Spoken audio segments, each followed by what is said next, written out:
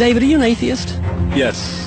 When did you become an atheist? Around age 12. Believing in God makes no sense. To me, it's the dumbest thing. It's for people that can't accept the fact that they're going to die and rot in the ground like I'm going to do, and it gives them some relief from that thought, because it's not the nicest thought in the world. Are you an atheist? Yes. Yes, I am. Yes. Yes. Yes, sir. Are you an atheist? I am. Yeah, I'm an atheist. Yes, I am. Alex, do you believe in God's existence? No, I do not. How long have you been an atheist? I would say probably since I was about 15 years old. So you don't believe in the existence of God? No, not really. What happened when you were 15? I started questioning things, and I really just started to think about the logic behind everything.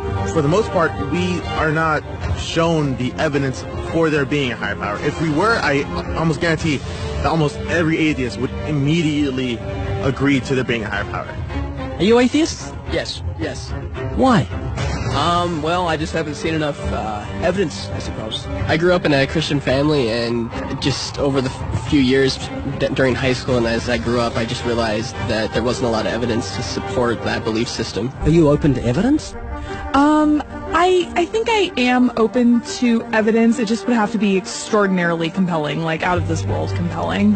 If you could be given evidence, reasonable evidence, would you listen to it? Yeah, I would. You're someone who has no faith or no belief in a higher power or a creator, but if you were shown evidence, you would change your mind because you're open. Absolutely. Flick through the pages of the book I just put on your lap, look at the color pictures, and I'll ask you a question.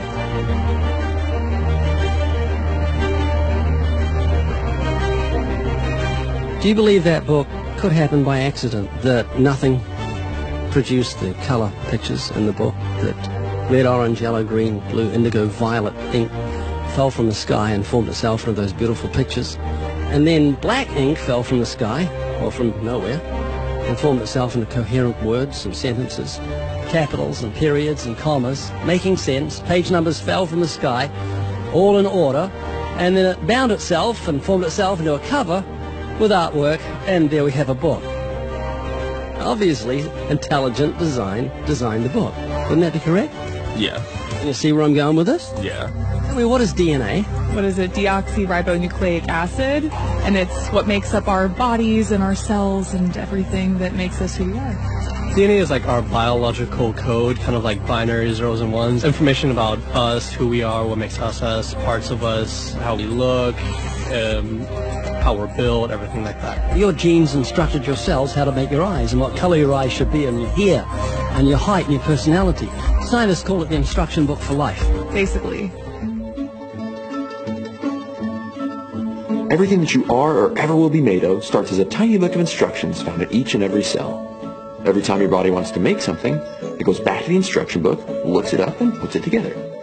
The book of you would have 46 chapters, one for each chromosome.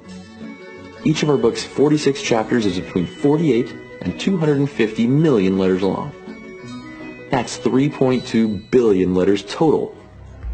This is the secret language of DNA. This is the book of life. Instruction book for life. Yes. Instruction book for life. Yes. DNA is made up of genes, and genes give instructions to the cells as to how your body should grow.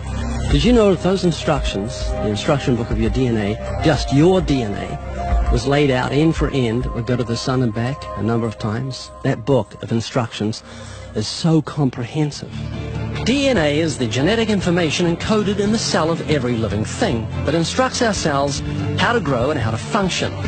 It's our genes that determine whether our skin will be dark or light, have brown or blue eyes, or red or green or yellow, have red hair, be brunette or blonde, be tall or not so tall, or the color of our feathers if we're a bird. Whether we're humans, fish, animals, insects, or plant life, the way our bodies look and operate has all been pre-written in the amazing book of our DNA. What do you think the mentality of someone who believes a book fell together without a bookmaker? Well, they would be crazy. Do you think a book could make itself? No, I don't. Of course not. No. Utterly impossible. Yes. If anything can happen by accident. From nothing. Couldn't happen, could it? I don't think so. It'd be impossible. It would be like saying an explosion caused everything that makes a 747 airplane to all just come together by accident without some intelligent thought behind it. That's a good point. Do you believe DNA happened by accident? No, I think that it developed over the course of many, many millennia of evolution and development. DNA exists in every living thing. Its origins don't matter. The fact that there is intelligent information tells us there must be an intelligent designer. Is this making you think? It is, and I do think about it from time to time. It's just, yeah, it's complicated, definitely. Well, DNA's complicated, but the point I'm trying to make is very simple. Book designer, or bookmaker, DNA, intelligent designer. God. Does that make sense? Yes. You're an atheist? I am. What would you think of the mentality of someone who thought a physical book could make itself? I think they'd be silly. Of course it can't make itself. What would you think of the mentality of someone who believed the instruction book for life, DNA, made itself? I think it'd be silly as well. It would need investigation. That's atheism. Absolutely. And what would you think of the intelligence of someone who believed the instruction book for life made itself? Low intelligence level. DNA happened by accident? Probably not too smart. DNA couldn't make itself. It's impossible. Does that make sense? Yes. Is this making you think? Yes. And what would you think of the person who believed that DNA, the instruction book for life, happened by accident? We're not just talking about human beings, we're talking about every form of life. Fleas, cats, dogs, elephants, cows, horses, trees, plants, everything has DNA, the instruction book for life. Which makes the book in your hand just seem feeble compared to the infinite intelligence that must have put the instruction book for life together. Can you see what I'm saying? Yeah. Do you believe DNA happened by accident? I believe it could. Explain it to me, how a program could make itself out of nothing on how to make a human eye, giraffe size, elephant size, cats, dogs, puppies, flowers, birds, trees. Every living thing has DNA that's so complex, it's mind-boggling. It must have been a genius beyond any human reasoning that put it together. And to say it happened by chance is infinitely sillier than saying a physical book happened by chance. All I'm doing is reasoning with you. I'm not arguing. I don't want to win an argument. I'm just saying I want you to concede something that's absolute common sense. You're an atheist, so you believe the scientific impossibility that nothing created everything. I mean, it can't be nothing. We all have to start from some point. I wouldn't say nothing created it. There had to be something there in the beginning. You like Richard Dawkins, don't you? Well, I mean, yeah, I like him. Do you believe nothing created everything, a scientific impossibility, which is what he believes? You don't believe in a creator of all things? If he says that, I think it's a very strange thing to say. Well, he says it. It's insane. Nothing can't create anything because it's nothing. There has to be something in the beginning. Nowhere in our history of human reality has something kind of just appeared out of nowhere. Do you believe that nothing created everything? No, because nothing can perform actions. That makes no sense. It's a default position. If you're saying nothing created everything, then you're agreeing with Richard Dawkins. You're mischaracterizing Richard Dawkins, because Richard Dawkins, I'm sure he didn't say that. That seems ridiculous. Professor Richard Dawkins, arguably the world's most high-profile atheist, believes that in the beginning there was nothing, and that nothing created everything. As he attempts to justify this belief, admitting that it defies common sense, the learned professor calls nothing something. Watch the reaction of his audience.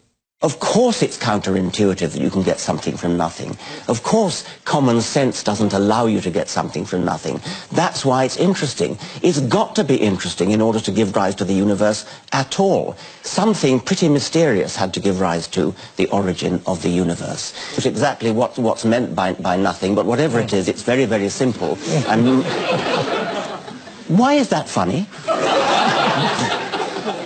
Well, I think it's a bit funny to be trying to define nothing.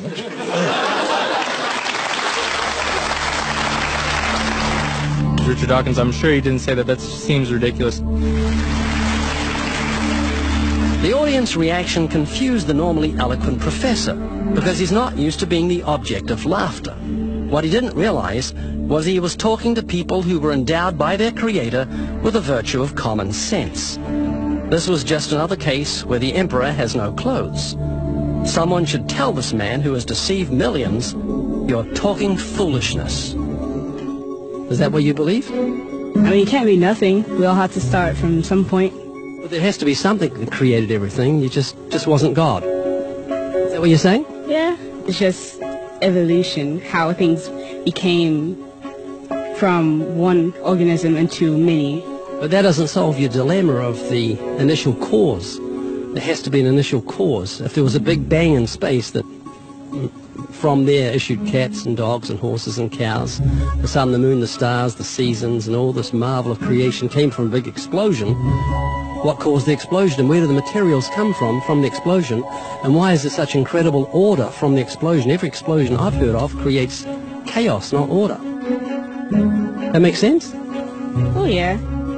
This is what you're looking for if you were looking for truth. This is your information that you need to say, wow, that's logical. How could all this design from the atom to the universe, an incredible order, just happen by accident? Because an atheist actually believes nothing created everything, which is scientifically impossible.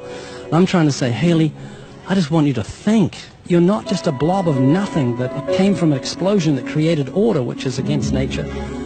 That means that you've got purpose and meaning in the universe. So it's not altogether bad news. I just want a relationship with whoever built me. This is too much, too weird that it happened by accident. It didn't happen by accident. I don't feel that.